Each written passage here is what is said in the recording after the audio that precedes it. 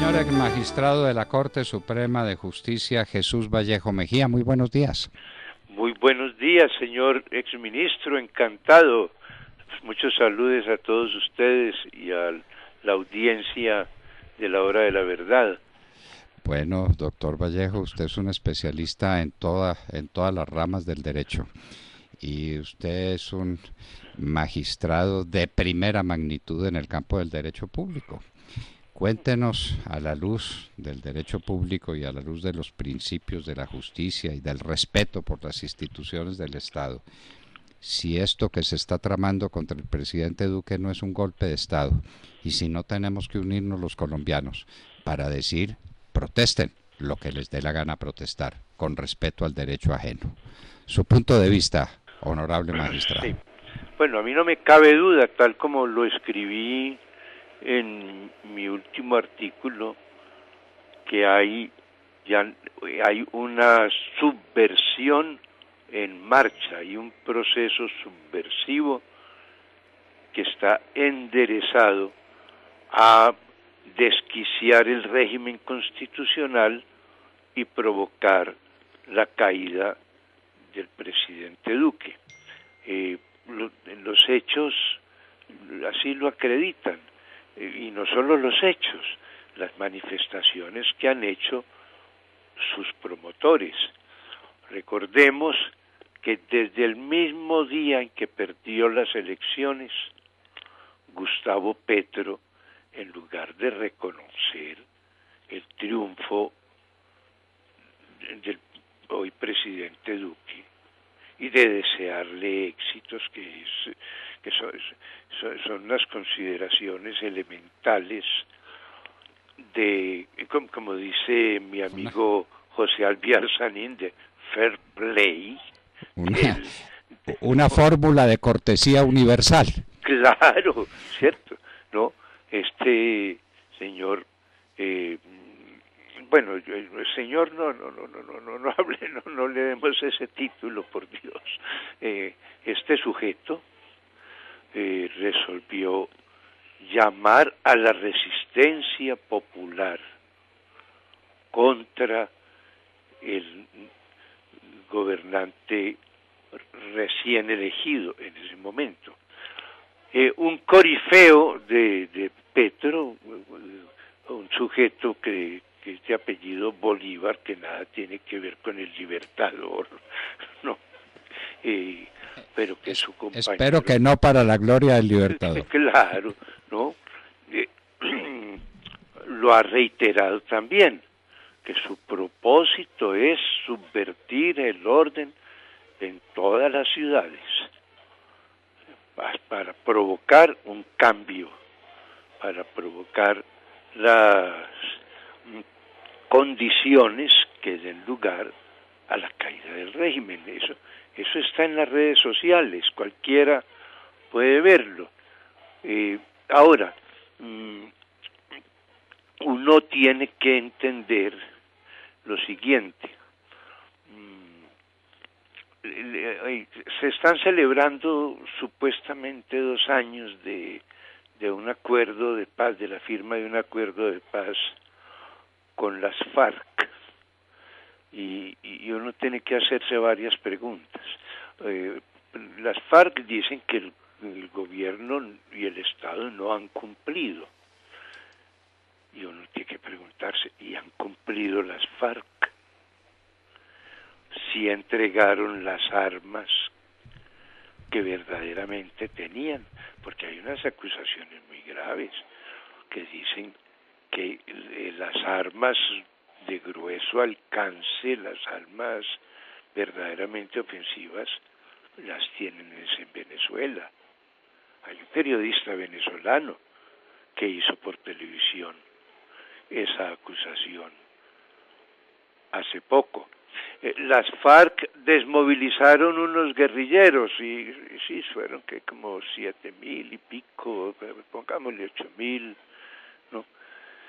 Que quedaron de recluir en lo que usted, con todo respeto por el lenguaje, ha llamado las zonas de tolerancia. ¿Cuántos hay en esas zonas de tolerancia? Las han abandonado, están despobladas. ¿Cuántos se están reintegrando a las tales disidencias que en el sur del país controlan el Paisa, Gentil Duarte y por encima de ellas Iván Márquez? Bueno, pero una pregunta que se quedó sin respuesta. Yo recuerdo que en Chile me acompañó el general Frasica, un verdadero héroe de la patria, que conoce al dedillo el fenómeno guerrillero, porque estuvo metido en la selva 8 años, trabajando para desquiciarles la retaguardia. Y él me decía, vea, los guerrilleros, y pueden ser por ahí unos 8.000 los que están ahí en los frentes, pero parta de la base de que puede haber 20 o 30.000 milicianos en las ciudades, en donde se habla en el nuevo acuerdo final de esos milicianos. Ni una palabra. Ni una palabra, ¿cierto? Y esos milicianos están activos. El señor, el sujeto Petro dijo en estos días que iba a convocar a los nodos de la Colombia humana para que promovieran la defensa de sus derechos, para que se promovieran las manifestaciones contra las multas que le han impuesto.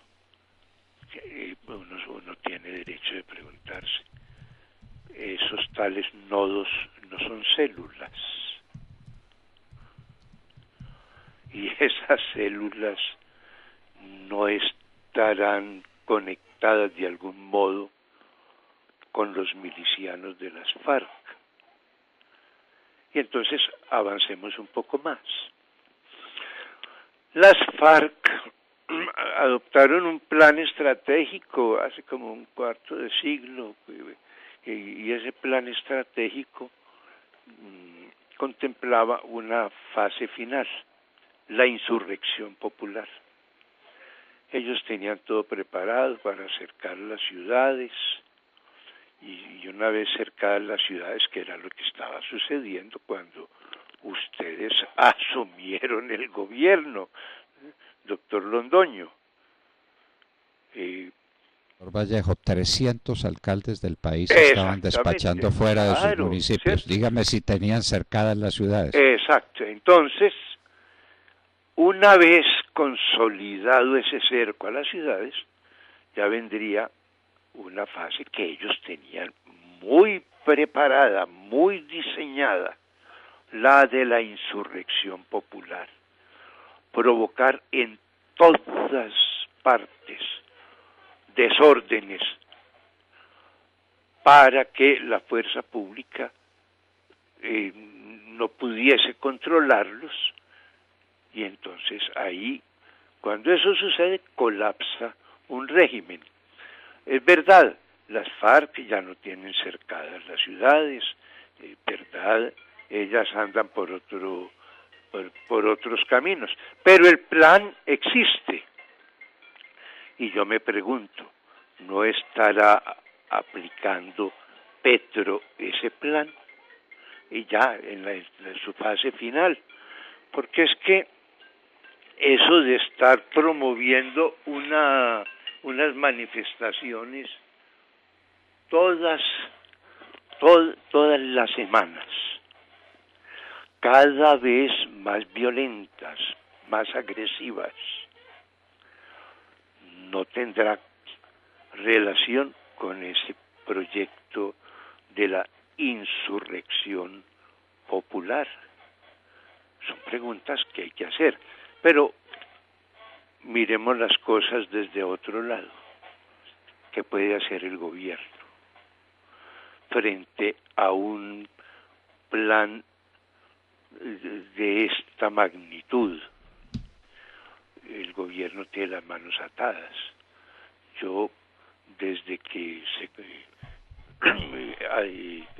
promulgó la Constitución actual, lo dije, esta Constitución contiene elementos capaces de hacer de Colombia un país ingobernable.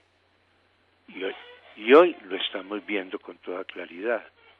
¿Qué puede hacer el presidente? No puede decretar un estado de conmoción interior, porque si decreta el estado de conmoción interior, la Corte Constitucional se vuelve coadministradora de ese estado de conmoción interior. El presidente no tiene el poder de conservar el orden público y restablecerlo donde fuere turbado, porque él no sabe qué medidas puede tomar. Yo recuerdo que el finado Rodrigo Lloreda dijo acá en Medellín hace un tiempo, después de haber salido él del Ministerio de Defensa, los gobiernos han renunciado a decretar el estado de conmoción interior porque ven que se encuentran con las manos más atadas. Ustedes tuvieron suerte decretando el estado de conmoción interior cuando se inició el gobierno del presidente Uribe, pero no se ha podido volver a convocar, a decretar. Con una Corte Constitucional como la que tenemos, no sabemos qué poderes tiene el gobierno. Bueno, la Corte de entonces aceptó las razones que tuvimos para decretar la conmoción interior. Las aceptó en su integridad. Eso, pero una Corte anterior que estaba controlada por el tristemente célebre magistrado Carlos Gaviria, las cosas habrían sido diferentes. Esa Corte llegó a decir que había que retirar las estaciones de policía de los cascos urbanos, que porque eso era un peligro para la comunidad. Eso llegó a decir esa Corte. Es decir, que la policía no puede estar en el casco urbano porque como los guerrilleros la tienen como su blanco preferido, eso pone en peligro a la comunidad y entonces que hay que sacar las estaciones de policía. ¿Qué opina de semejante despropósito? Eso lo planteó esa Corte. Hoy no sabemos qué haría la Corte. Entonces yo desemboco en lo siguiente. ¿Quién tiene realmente el poder en Colombia hoy? Hay una dictadura judicial. ¿Qué tal la pregunta y qué tal la respuesta? ¿Ah? ¿Quién tiene el poder en Colombia? Que es la esencia de la política, ¿no? Claro. La política se ocupa del poder. Lo demás claro, es literatura. Lo demás es literatura. Lo demás es literatura. ¿Quién tiene el poder? Yo, charlando ayer con mi querido amigo William, le recomendé que leyera el editorial del Colombiano de ayer sobre el fracaso de la reforma a la justicia, porque ese editorial pone el dedo en la llaga. ¿Por qué fracasó la reforma a la justicia? Por el sabotaje de las Cortes. No quieren que se la reforme. Se niegan a que se les ponga coto a sus abusos. Hay un antecedente que es escandaloso, pero el país tiene callo frente a los escándalos, le resbalan. la gente no ha estudiado las razones por las cuales la Corte declaró inexequibles las disposiciones sobre reforma judicial que se adoptaron en el acto legislativo número 2 del 2015 sobre equilibrio de poderes. Ahí había unas medidas muy importantes. Destacaré dos. La primera, la supresión del Consejo Superior de la Judicatura para escindir sus funciones en dos organismos diferentes, uno de administración de la rama judicial y otro de disciplina judicial. Bueno, la otra medida que se adoptó fue la de la Comisión de Aforados para sustituir a la Comisión de Investigación y Acusación de la Cámara de Representantes por otra que sí fuese operante, porque resulta que en la Comisión de Investigación y Acusación de la Cámara de Representantes no puede iniciar un proceso contra un magistrado de la Corte porque ipso facto la Corte le abre un proceso a ese congresista o a los que estén con él. A ese audaz. A ese audaz, claro. ¿No? Ellos viven muertos de miedo. No, a las Cortes no las podemos tocar porque ahí mismo nos abren procesos. Ahí mismo nos encartan si tratamos de ejercer el control que constitucionalmente podríamos ejercer, pero ellas tienen un poder, un contrapoder, que es el de encartarnos a nosotros. Eso es Vox Populi en el Congreso. Bueno, trató de crearse una comisión de aforados que sustituyera esa comisión de impunidad realmente que hay en el Congreso.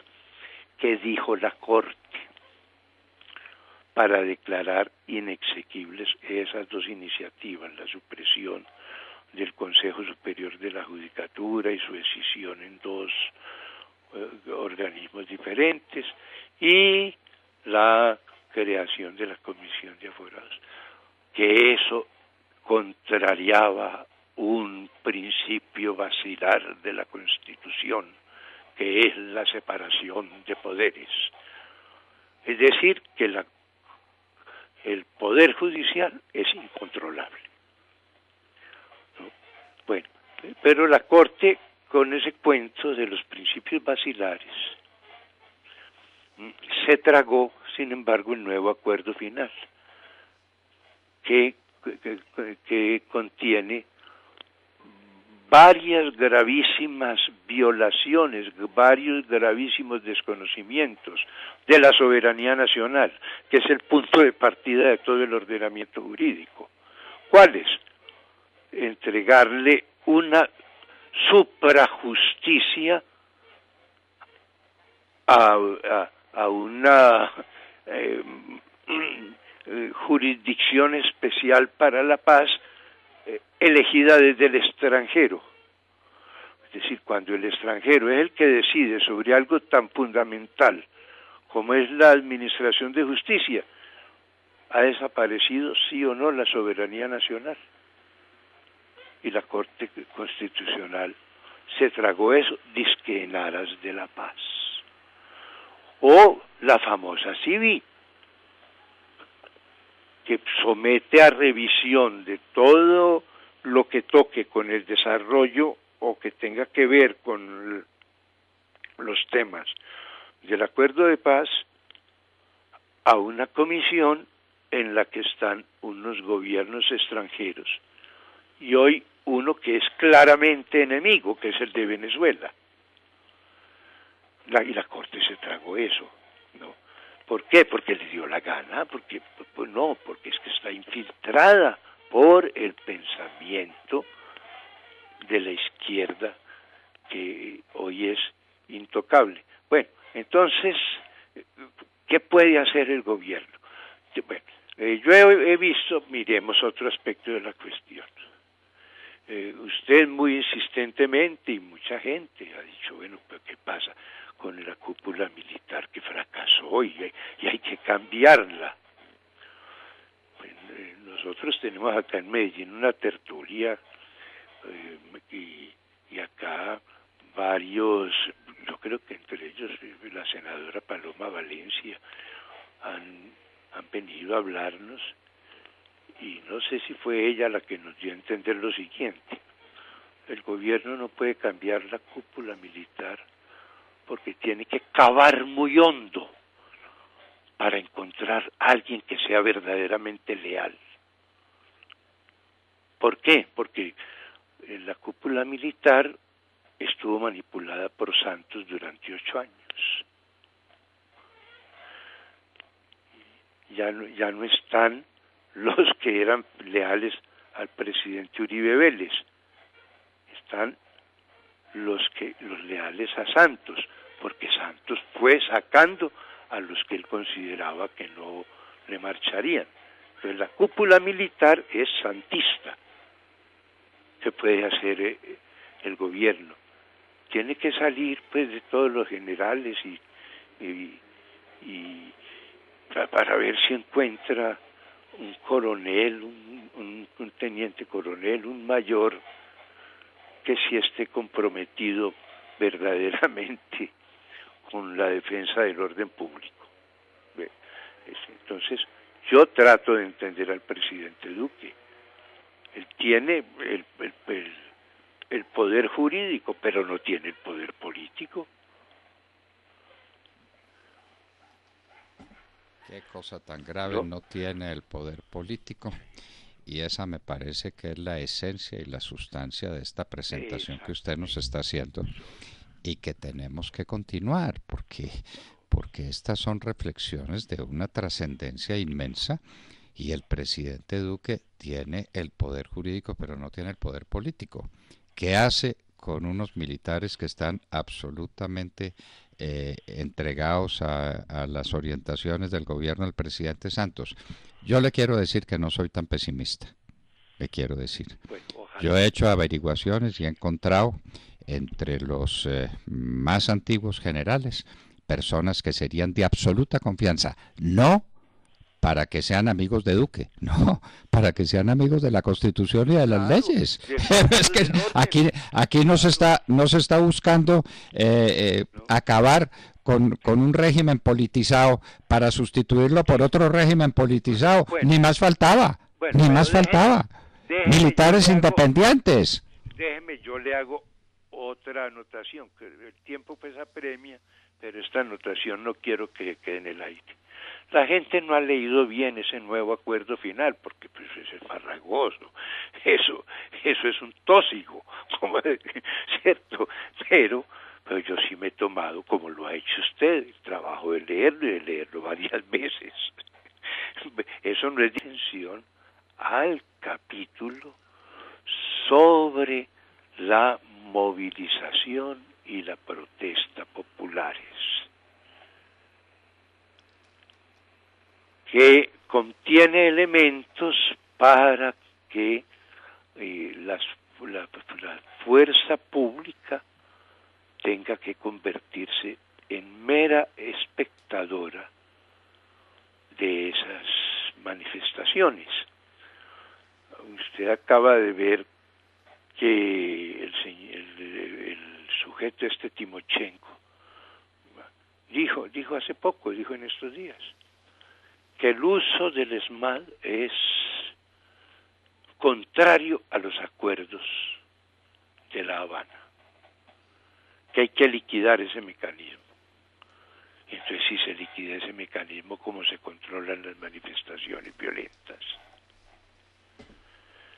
Y hay un texto en ese acuerdo que dice que la fuerza pública debe tolerar inclusive los disturbios.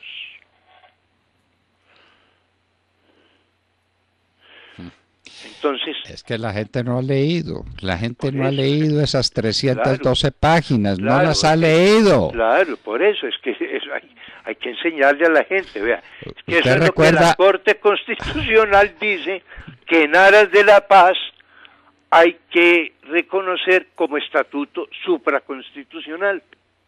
¿Cómo le parece? ¿Y usted recuerda a Narcos cuando el perro saca todas las cosas de la alcantarilla inmunda y tropieza con el tóxigo maldito? Bueno, muy bien. Y de esa tumba miserable saca tiras de piel, cadáveres de cosas y luego tropieza con el tóxigo maldito y sobre la tierra sin piedad fallece. Ah, pues claro, el que se lea eso fallece. Claro. Bueno, entonces, doctor Fernando, lo que necesitamos es que la gente tome conciencia de que la democracia en Colombia está en grave peligro. Los señores Santo Domingo, que se fijen un poquito en Colombia, ellos viven pues en el exterior, en sus fiestas de jet set, pero que se fijen un poco en Colombia para ver qué puede suceder si siguen con esa tónica en que andan. Porque hay que cerrar filas. Yo en mi artículo planteo otro tema que merece más desarrollos.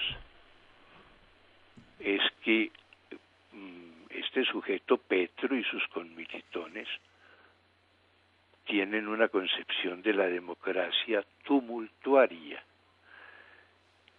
No es la democracia razonada, no es la democracia del debate público sensato, sino la democracia de las pasiones, de la turbamulta, la misma que promovieron los jacobinos y que hizo tantos estragos en la Revolución Francesa.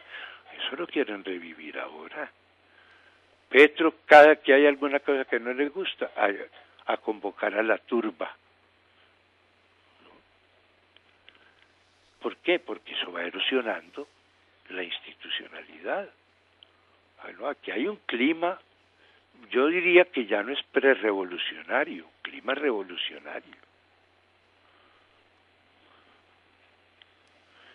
Sí, señor, es un clima revolucionario y eso está amparado en los acuerdos de La Habana. Y, doctor Vallejo, como aquí nos gusta hablar con factura, en próximas entregas le contaremos a la gente qué dicen esos acuerdos sobre estas manifestaciones tumultuarias y sobre la posición de la fuerza pública que le han permitido a Timochenko decir que el ESMAD hay que acabarlo porque contraría los acuerdos de La Habana. Era lo que nos faltaba, pero eso está dicho. Él tiene razón. En La Habana se dijeron esas y otras barbaridades. Doctor Vallejo, el tiempo nos mata, pero volveremos y volveremos muy pronto con usted, porque estas reflexiones suyas... Estoy a su disposición y le agradezco mucho. Y espero contar con usted muy pronto, doctor Vallejo. Con toda la mejor voluntad. Y le envío un abrazo de felicitación y de solidaridad. Muchísimas gracias, señor. No soy enemigo de la paz, de ninguna manera. Muchísimas gracias. Jesús Vallejo Mejía, uno de los grandes juristas del país y no el mayor de todos.